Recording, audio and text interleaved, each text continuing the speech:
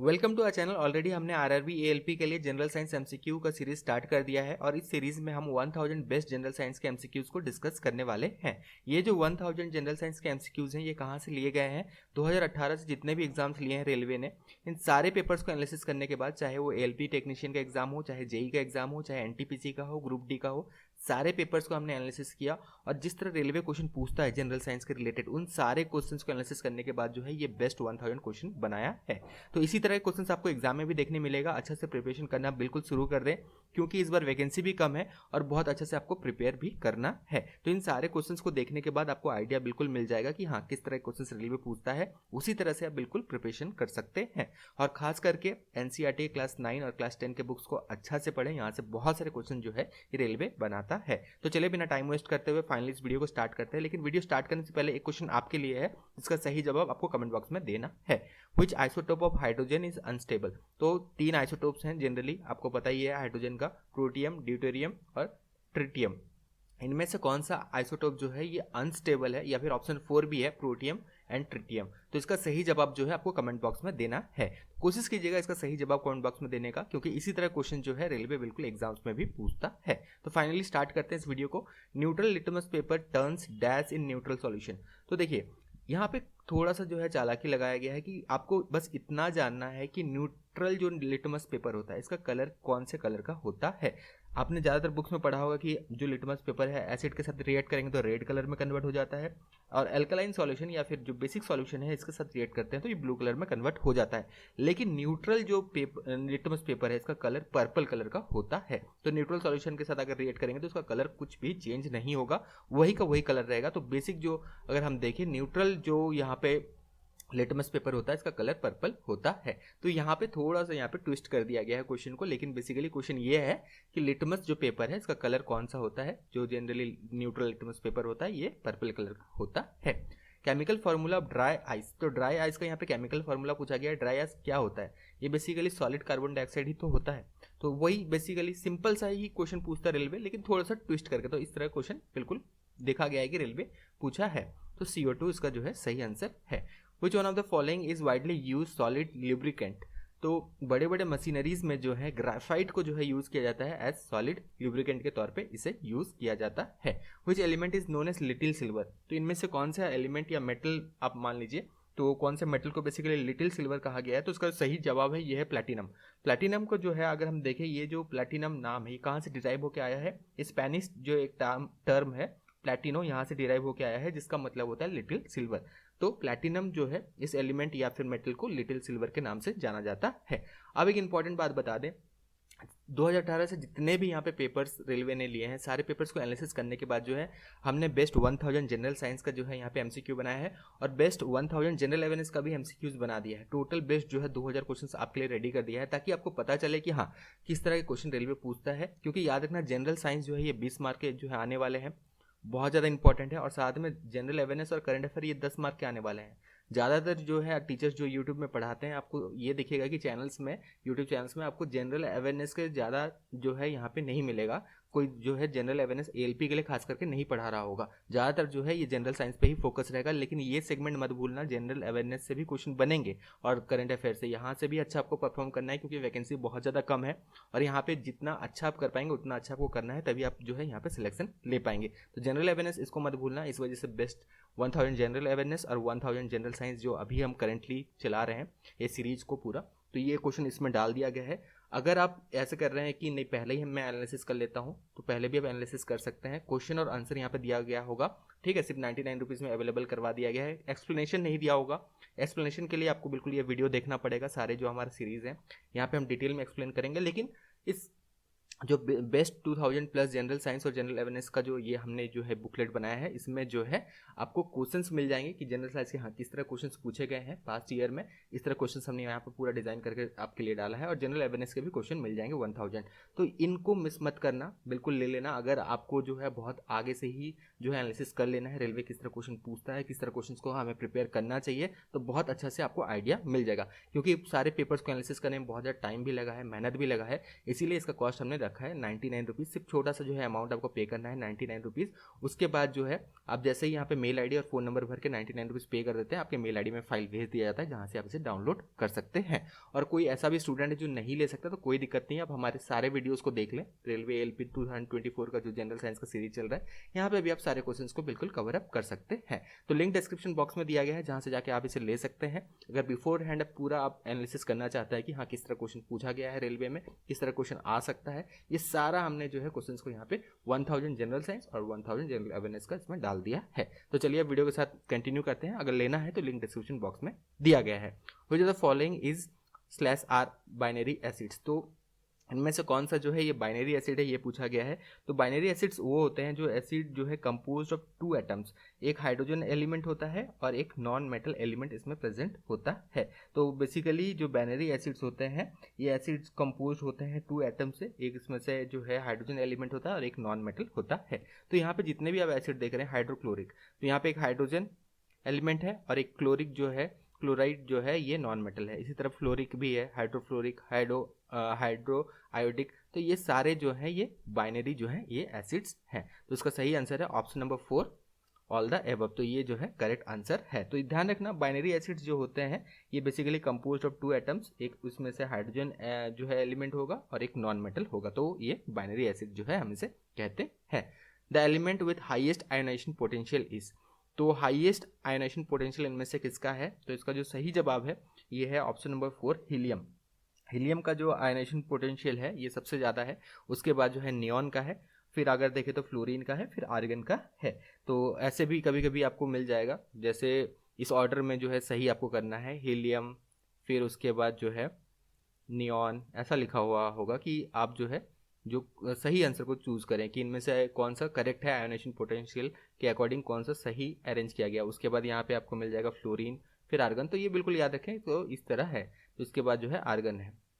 तो सबसे ज़्यादा जो है आयोनाइजेशन पोटेंशियल जो होता है ये हीलियम में होता है। अब आयोनाइजेशन एनर्जी या फिर आयोनाइजेशन पोटेंशियल होता क्या है, the amount of energy required to remove an electron from an atom or molecule, तो इसे कहते हैं आयोनाइजेशन पोटेंशियल या फिर आयोनाइजेशन एनर्जी। तो इसे जो है आयोनाइजेशन एनर्जी या आयोनाइजेशन पोटेंशियल कहा जाता है। तो क्या है ये आपको ध्यान रखना है, amount of energy required to remove an electron from atom or molecule, तो इसे जो है आयोनाइजेशन पोटेंशियल और आयोनाइजेशन एनर्जी कहा जाता है। और ये हीलियम में सबसे ज़्यादा होता है।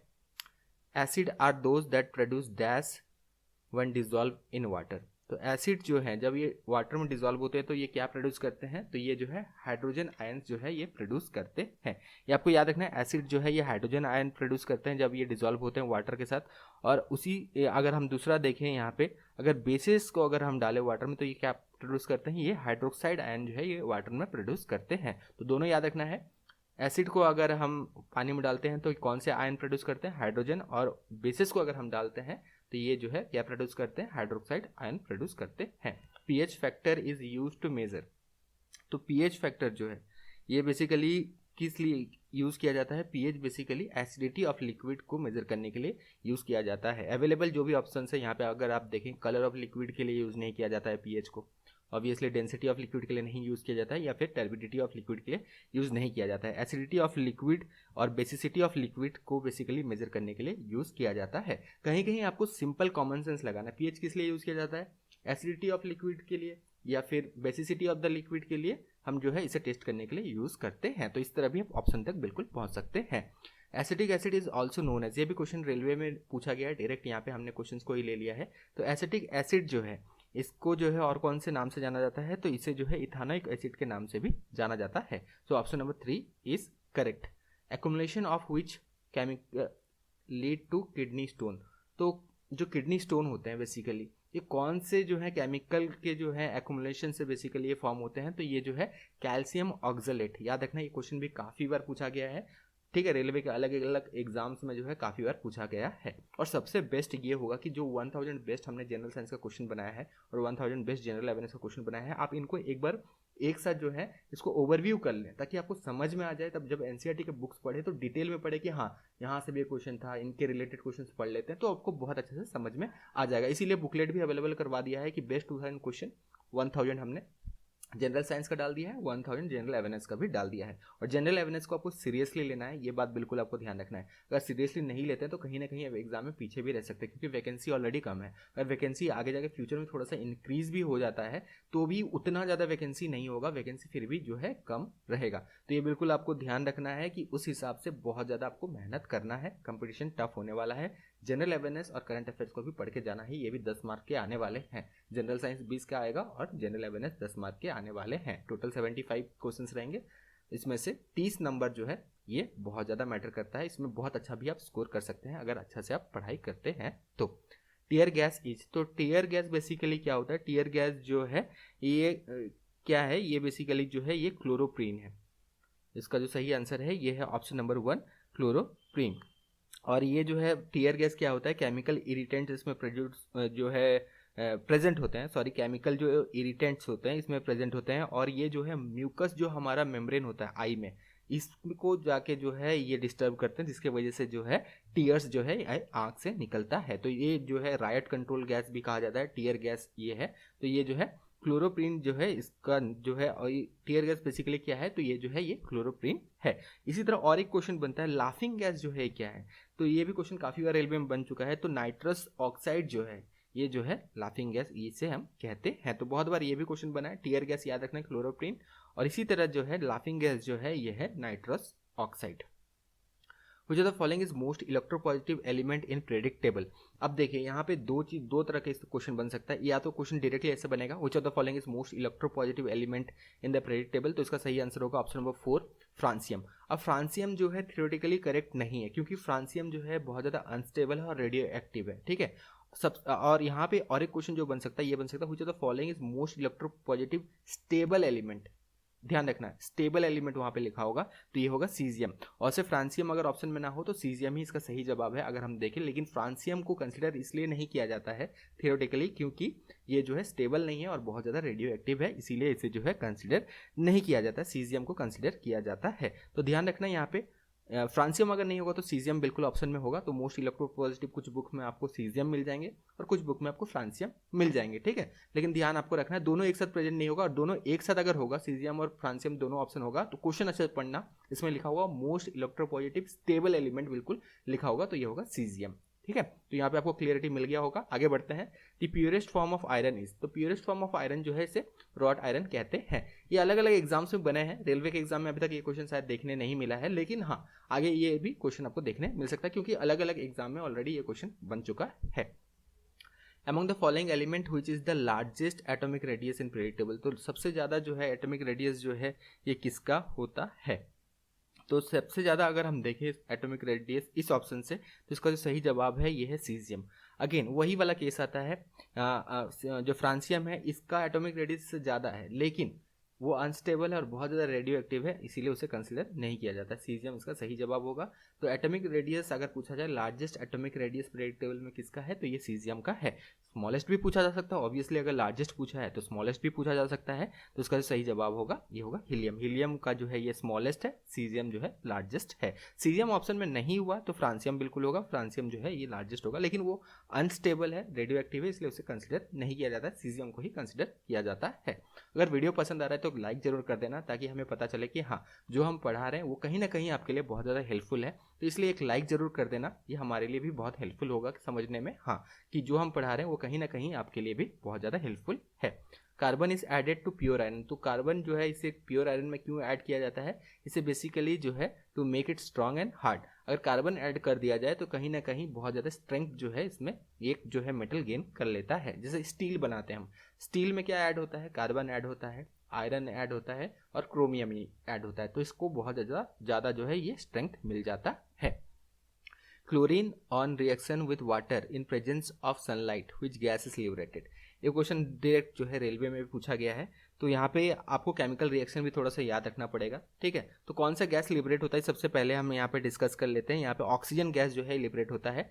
यहाँ पे क्लोरीन यानी कि Cl2 प्लस H2O अगर ये रिएक्ट होता है ना, तो ये सनलाइट के प्रेजेंस में अगर रिएक्ट होता है तो यहाँ पे जो है HClO ये बेसिकली जो है ये क्या है? ये हाइपोक्लोरस और एसिड है, और साथ में जो है HCl ये जो है ये यहाँ पे इसका ये प्रोडक्ट का ये जो है रिएक्टेंट ये आएगा, ठीक है, HClO। ये जो है हाइपोक्लोरस जो है, ये याद रखना हाइपोक्लोरस एसिड है। अगेन फर्दर जो है हाइपोक्लोरस एसिड जो है इसका भी डिकम्पोजिशन होता है, और यहाँ पे जो है HClO जो है ये किस में ब्रेक डाउन हो जाता है, ये अगेन ब्रेक डाउन हो जाता है HCl प्लस नेसेंट ऑक्सीजन, ठीक है, नेसेंट ऑक्सीजन जो है इसमें ये ब्रेक डाउन हो जाता है। तो यहाँ पे अगर हम देखें तो ये जो है कौन सा गैस जो है लिबरेट होता है, तो यहाँ पे जो है ये ऑक्सीजन गैस जो है ये लिबरेट होता है, ऑक्सीजन गैस जो है यहाँ पे ये लिबरेट होता है। तो ये बिल्कुल ध्यान रखना, यहाँ पे ऑक्सीजन गैस जो है ये लिबरेट होता है। थोड़ा सा केमिकल रिएक्शन पे भी जरूर ध्यान रखना, ठीक है। तो क्लोरीन जब रिएक्ट करता है वाटर के साथ in the presence of sunlight, then oxygen gas is liberated, तो ये आपको ध्यान रखना है। आगे बढ़ते हैं।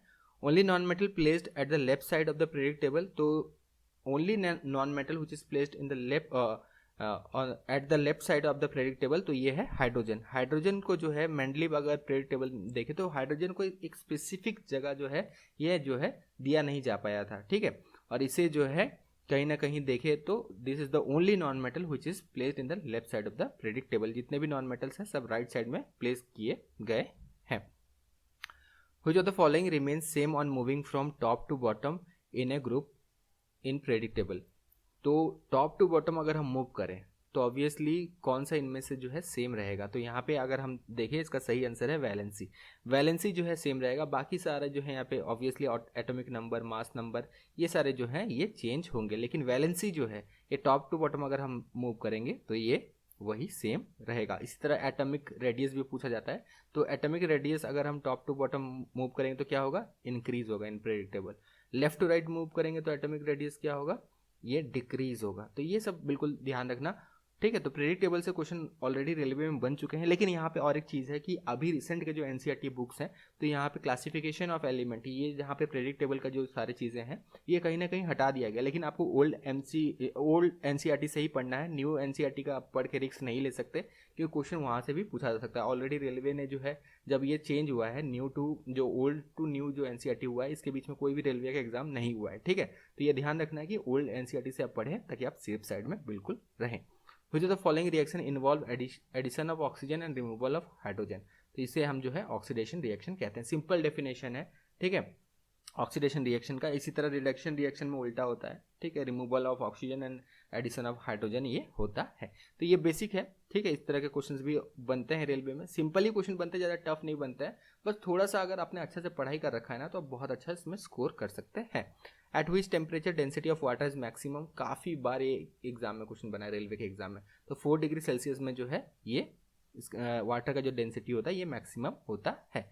The anode in dry cell consist of, तो एनोड जो है ड्राई सेल में जो है आप देखेंगे तो 2 चीज़ होता है, एक एनोड होता है, एक कैथोड होता है। तो एनोड जो है ये किससे बना हुआ होता है, और कैथोड जो है ये किससे बना हुआ होता है, ये जो बार बार क्वेश्चन बना है। तो एनोड जो है ये जिंक से बना हुआ होता है, और कैथोड जो है ये कार्बन से बना हुआ होता है। तो इसका सही जवाब होगा एनोड जो है ये जिंक एनोड होता है, और कैथोड जो होता है ये कार्बन होता है। ये बिल्कुल आप नोट डाउन कर लें ताकि आपको एग्जाम में कोई दिक्कत ना हो। Florence consist of how many carbon atom. अब फ्लोरेंस क्या है, फ्लोरेंस बेसिकली एलोट्रॉप है कार्बन का, ठीक है, ये एलोट्रॉप है कार्बन का। थोड़ा स्ट्रक्चर दिखा देते हैं यहाँ पे, ये फ्लोरेंस बेसिकली है। तो फ्लोरेंस का स्ट्रक्चर ऐसा होता है बेसिकली, इसको अगर हम ओरिजिनली अगर देखें इसका नाम है बकनिस्टर फ्लोरेंस। और इसमें टोटल कितने कार्बन एटम्स होते हैं, इसमें टोटल जो है 60 कार्बन एटम्स होते हैं। ये भी क्वेश्चन ऑलरेडी रेलवे के एग्जाम में बन चुका है। तो इस तरह के क्वेश्चंस बनते हैं, एलोट्रॉप्स ऑफ कार्बन, ठीक है। तो ये बिल्कुल आपको पढ़ना है, और भी एलोट्रॉप्स हैं, ठीक है, उनके बारे में भी आगे क्वेश्चंस हैं, उनको भी डिस्कस करेंगे। तो वीडियो रेगुलरली देखते रहें, हर दिन ही हम वीडियो आपके लिए अपलोड कर रहे हैं ताकि एग्जाम में आपको कोई दिक्कत ना हो। लगातार आप जो है जनरल साइंस का पूरा जो है हम सीरीज जो है ये स्टार्ट हमने कर दिया है, तो लगातार आप हर दिन हम वीडियो आपके लिए लाते रहेंगे। मेक श्योर कि आप चैनल को जरूर सब्सक्राइब कर लें ताकि आपको जो है लगातार ये वीडियोज़ के नोटिफिकेशन मिलते रहें। Purest form of water is, तो प्योरेस्ट फॉर्म ऑफ वाटर जो है रेन वाटर को कंसिडर किया जाता है, it is the purest form of water. और ऐसा क्यों, रेन वाटर क्यों किया जाता है, क्योंकि जो भी इम्प्योरिटीज़ होते हैं, जो भी सॉल्ट प्रेजेंट होते हैं वाटर में, तो ये जो भी अर्थ में अगर हम देखें प्लैनेट में जो भी अलग अलग जगह में जो भी इम्प्योरिटीज़ और सॉल्ट जो है इनके साथ मिक्स्ड रहते हैं जो भी वाटर है, लेकिन जब ये वेपराइज होते हैं तो ये सब जो है इसके साथ वेपराइज नहीं होते हैं, सॉल्ट और वाटर ये रह जाते हैं प्योर वाटर जो वेपराइज होता है। तो प्योरेस्ट फॉर्म ऑफ वाटर जो है ये जब बारिश होता है तो ये रेन वाटर इसे कंसिडर कर सकते हैं, क्योंकि इसमें इम्प्योरिटीज नहीं होता है और इसमें कोई भी सॉल्ट नहीं प्रेजेंट होता है। Non stick cooking utensil are coated with, तो ये भी क्वेश्चन काफ़ी बार बना है, इसका सही जवाब है टेफ्लॉन। जो भी नॉन स्टिक जो है कुकिंग यूटेंसिल है ये टेफ्लॉन जो है कॉमन नेम है। इसका जो केमिकल नेम है ये है पॉलीटेट्राफ्लोरोइथिलीन। ठीक है, बिल्कुल नोट डाउन कर लें, पॉलीटेट्राफ्लोरोइथिलीन इसका जो है केमिकल नेम है। कॉमन नेम जो है ये टेफ्लॉन है, और ये जो है नॉन स्टिक जो कुकिंग यूटेंसिल्स होते हैं ये टेफ्लॉन से ही कोटेड होते हैं। Amphoteric oxides are mainly formed by non metallic oxides. Metallic oxide ये हमने डिस्कस कर लिया था प्रीवियस वीडियोस में। ठीक है, इसीलिए सारे वीडियोस भी जरूर देखते रहें, क्योंकि सारे इंपॉर्टेंट है, एक्सप्लेनेशन भी इंपॉर्टेंट है। ठीक है, और से तो बुकलेट में आपको क्वेश्चन आंसर मिल जाएगा, लेकिन एक्सप्लेनेशन सिर्फ वीडियोस में ही मिलने वाले हैं। तो एम्फोटेरिक ऑक्साइड्स जो हैं, मेटलिक नॉन मेटलिक ऑक्साइड हमने डिस्कस कर लिया था, यहाँ पे उस पर टाइम वेस्ट नहीं करते हैं। अब एम्फोटेरिक ऑक्साइड जो है ये क्या है, that behave as both acidic and basic oxides. ठीक है, और जितने भी जो है एम्फोटेरिक ऑक्साइड जो हैं they are formed by metals. ठीक है, इसीलिए इन्हें मेटलिक ऑक्साइड भी जो अगर हम देखें they are basically formed by metal. Amphoteric oxide जो है ये दोनों के साथ रिएक्ट करते हैं, एसिड के साथ भी रिएक्ट करते हैं, बेसिस के साथ भी रिएक्ट करते हैं to create salt and water. तो एम्फोटेरिक ऑक्साइड जो है they are mainly formed by metals, तो ये आपको ध्यान रखना है। एम्फोटेरिक ऑक्साइड जो है ये किससे फॉर्म होते हैं, they are mainly formed by metals. और इसी तरह और भी होते हैं, जैसे metallic oxide, non metallic oxide, ये भी बिल्कुल आप पढ़ लेना। और एम्फोटेरिक ऑक्साइड जो है ये दोनों के साथ रिएक्ट करते हैं। ये क्या है, एसिड के साथ भी रिएक्ट करते हैं और जो है बेसिस के साथ भी रिएक्ट करते हैं to create salt and water. Which of the following is used to iodise common salt. तो कॉमन सॉल्ट जो है ये आयोडाइज नहीं होता, इसे आयोडाइज किया जाता है। इसमें क्या इंक्लूड किया जाता है, तो इसमें जो है पोटासियम आयोडेट जो है इसे स्प्रे किया जाता है। ठीक है, तो इसका सही जवाब है ऑप्शन नंबर 2 पोटासियम आयोडेट। इस तरह क्वेश्चंस बहुत ज़्यादा इंपॉर्टेंट है, क्योंकि जो पढ़ेगा वो इस तरह क्वेश्चंस का सही जो है आंसर दे पाएगा। जो डीपली जिसने पढ़ा है वो इस तरह क्वेश्चंस का आंसर दे पाएगा। इसीलिए जो है सारे क्वेश्चंस, जितने टाइप ऑफ क्वेश्चंस रेलवे पूछता है, सारे क्वेश्चंस को हमने यहाँ पे लिया है। हो जाए तो following is not radio active naturally, तो इनमें से कौन सा नेचुरली रेडियो एक्टिव नहीं होता है, तो इसका जो सही जवाब है ये है टाइटेनियम। टाइटेनियम जो है ये नेचुरली रेडियो एक्टिव तो नहीं होता है, लेकिन इसे जो है बॉम्बार्डमेंट किया जाता है, इसका बॉम्बार्डमेंट विथ ड्यूट्रॉन्स, और उसके बाद जो है ये रेडियो एक्टिव बन जाता है। जैसे ही टाइटेनियम का हम बॉम्बार्डमेंट करते हैं with deuterons, it becomes basically radio active. Naturally ये रेडियो एक्टिव नहीं होता है। Which acid used as food preservative, तो बेंजोइक एसिड, काफ़ी बार ये क्वेश्चन बना है। ठीक है, बेंजोइक एसिड जो है ये सारे ही फूड प्रिजर्वेटिव्स में बेसिकली बेंजोइक एसिड्स को ही यूज़ किया जाता है।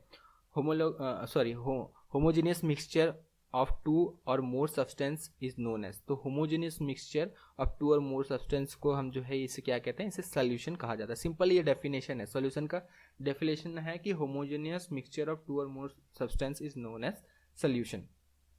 होमोजेनियस मिक्सचर का एक एग्जांपल है जैसे water and sugar, water and salt, ये होमोजेनियस मिक्सचर हो गया। दोनों को मिक्स करने के बाद आप डिफ्रेंशिएट नहीं कर सकते हैं, तो ये जो है होमोजेनियस मिक्सचर हो गया।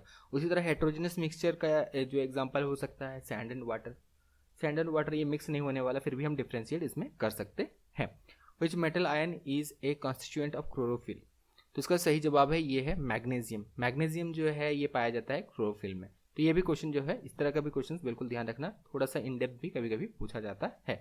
कार्बोरेंडम इज, तो कार्बोरेंडम जो है पूछा गया है कि इसका जो है बेसिकली इसका कॉमन नेम तो पहले देख ले, ये तो कॉमन नेम दिया गया है। इसका जो केमिकल नेम है कार्बोरेंडम का ये क्या है, सिलिकॉन कार्बाइड। ठीक है, तो सिलिकॉन कार्बाइड इसका जो है ये केमिकल नेम है। तो इसका जो ऐसे कॉमन नेम देके इससे पूछा जाएगा, बेसिकली कभी कभी थोड़ा टफ भी कर दिया जाता है। कॉमन नेम यहाँ पे डाल के आपको पूछा गया है कि इसका जो है आप बताइए इनमें से कौन सा सही जवाब है, बेसिकली क्या है। तो ये जो है सिलिकॉन कार्बाइड होता है, तो इसका सही जवाब है SiC, इसका सही जवाब है। और ये जो है बेसिकली यूज़ किया जाता है कार्बोरेंडम में। कहाँ पे कार्बोरेंडम को यूज़ किया जाता है, इसे जो है सेमीकंडक्टर बनाने में, फिर LEDs को जो है बनाने में, इसमें जो है ये काम में आता है।